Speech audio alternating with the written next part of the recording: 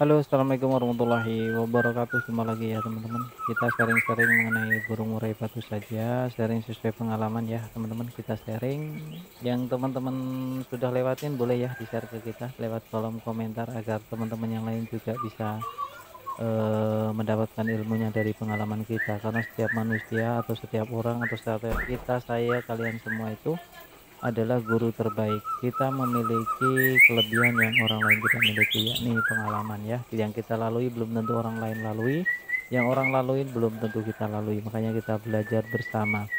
Pada konten kali ini temanya adalah murai batu bagusan diablak atau dikerodong full. Nah, ini ya teman-teman. Kita terkadang suka keliru teman-teman mengartikannya ya dari konten-konten para senior semuanya yang menganjurkan untuk dikerodong, lantas kita full kerodong terus dan kita lupa bahwa, dalam mengkerodong murai batu pun ada aturannya. Dari pertama dulu saya ingin membahas mengenai aturannya adalah aturan dari burung itu sendiri, dari burung teman-teman ya. Burung teman-teman ini burung yang giras atau burung yang tipikal agak jinak atau jinak. Nah, ini beda penanganannya ya. Fungsinya kerodong sendiri juga kita seharusnya tahu ya.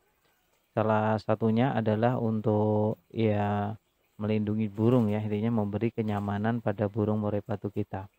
Ya ini ketika burung murai batu kita terlalu jinak, ya kita bisa mengkerodongnya agar burungnya terkondisikan. Yang burungnya lemah vektor bisa kita kondisikan agar burungnya vektor.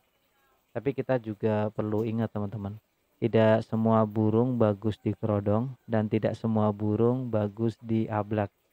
Jadi kita sendirilah yang tahu burung kita itu dikerodong atau diablak. Sesuaikan saja dengan kebutuhan, sesuaikan saja dengan kemauan si burung ya. Jangan mengikuti teori-teori yang kita dapatkan dari orang lainnya. Kita nanya begini terus paling dikasih masukan yang biasa-biasa saja sama teman-teman ya. Ini kan dikerodong di ini, di ini, di ini. Padahal anjuran teman-teman mungkin niatnya bagus untuk membantu kita, tapi hasilnya belum tentu bagus buat burung kita. Karena saya pengalaman juga teman-teman. Burung murai batu saya untuk harian itu tidak bisa dikerodong. Kenapa saya bilang tidak bisa dikerodong? Karena kalau setiap hariannya dikerodong, lantas eh, tibalah saatnya lomba, maka burung saya nggak akan jalan teman-teman. Dia ngeluarin materi pun sebentar, terus dia ngetem, sebentar ngetem, ya. Tapi ketika burung murai batu saya tidak dikerodong, harian tetap bunyi-bunyi, ya kan. Terus malam pun nggak saya kerodong teman-teman, siang malam nggak saya kerodong, ya. Saya hanya mengkerodong burung murai batu saya ketika ada burung lain, ya. Contohnya ketika penjemuran, lantas ada tetangga yang ikut jemur deketan dengan murai batu dan mereka diablak. Nah, itu saya kerodong. Saya mengalahin di kerodong, tapi hanya sebatas saat penjemuran tadi, ya, sebatas hanya sesaat. Kalau sudah saya kondisikan ke tempatnya, saya ablak, full ablak. Orang lewat-lewat situ ya, orang biasanya saya taruh di dapur ya. Di dapur dekat kamar mandi. Nah, itu untuk harian di situ ablak kalau saya. Saya hanya sharing sesuai pengalaman saja.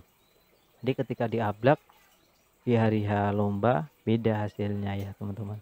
Karena yang minta dikerodong pun ada. Kalau dikerodong nanti faktornya tinggi pas hari H, ada. Terus kalau nggak dikerodong enggak juga ada ya, teman-teman. Jadi kita sesuaikan saja dengan burung kita ya, apa yang menjadi keinginan burung kita sesuaikan. Jadi untuk harian kerodong apa tidak itu relatif ya. Tidak ada yang salah, tidak ada yang tepat. Cuma yang benar itu yang sesuai kebutuhan, yang salah itu kalau tidak sesuai dengan kebutuhan. Ya, contohnya yang tadi, burung murai batunya tidak mau dikerodong tapi kita kerodong.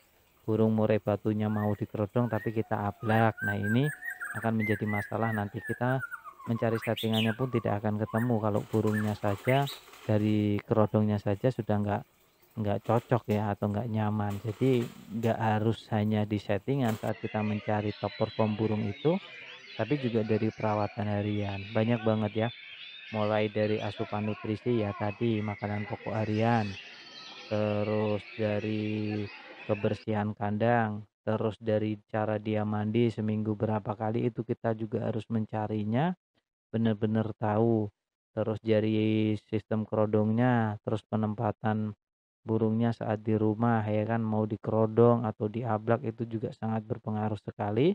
Terus yang satu lagi adalah chemistry. Chemistry itu adalah ikatan batin antara perawat dengan si burung. Itu biasanya kalau kita merawat sudah lama itu akan jalin chemistry. Jadi burungnya kok ada yang aneh ya, kok nggak seperti biasanya. Kalau di kandang ini kok kayaknya nggak jalan. Nah, itu ada ikatan batin seperti itu. Kalau di kandang kok ada keraguan, maka nanti kalau di kandang pun biasanya tidak jalan. Tapi kalau sudah ada keyakinan dalam diri kita, dalam batin kita, yakin nih burungnya enak nih, ya kan. Tapi yakinnya bukan yakin ambisi atau bukan yakin yang dibuat-buat. Yakinnya itu memang yakin ada ikatan batin ya, dari suaranya pun biasanya kalau yang lama itu tahu, ketahuan, gitu ya teman-teman. Tentang kesimpulannya ya kita kembalikan ke kita masing-masing, bahwa dikerodong atau tidak itu jawabannya menurut saya relatif. Tapi kalau teman-teman ada yang ingin memberi masukan silahkan ya. Kalau teman-teman mau ada pertanyaan juga silahkan tinggalkan di kolom komentar. Kalau saya belum sempat jawab, mudah-mudahan teman-teman yang lain juga mau memberikan sharing pengalamannya ya, Jangan hanya di teori yang di-share, tapi sesuai pengalaman saja, biar kita enak ya, kita tukar pengalaman. Di konten ini adalah konten pengalaman saya dan saya menyimpulkannya versi saya. Mungkin dari versi-versi senior-senior yang lain berbeda lagi. Oleh karena itu kita juga, membutuhkan sharing dari mereka agar kita juga mengevaluasi ya teman-teman, pengalaman mereka, pengalaman saya, kita compare dan kita cari tahu, permasalahan-permasalahan burung murai batu atau setting-settingan burung murai batu agar, menambah wawasan ya untuk kita ke depannya lagi. Di sini juga saya masih terus belajar sambil mengamati burung murai batu kita saat kita lombakan ya kan, kita demprok bareng ya. Di lapangan saja ada yang dikerodong, ada yang diablak, tapi kalau di lapangan mayoritas tetap dikerodong ya teman-teman. Meskipun ada satu 2 ya yang diablak karena mereka, mencoba untuk biasanya burung yang murai batu yang di, ablak itu ada 2 versi, bisa tipe dingin dan tipe panas. Tipe panasnya adalah terlalu emosi, dia harus dibuang dulu emosinya, baru bisa naik. Yang tipe dingin dia harus diangetin dulu, ya. Ini yang diablak itu punya 2 makna loh teman-teman, jadi hati-hati ya. Oke, sampai di sini dulu mengenai dikerodong atau tidak untuk burung murai batu. Terima kasih. Assalamualaikum warahmatullahi wabarakatuh. Jangan lupa subscribe ya, agar kita tetap semangat.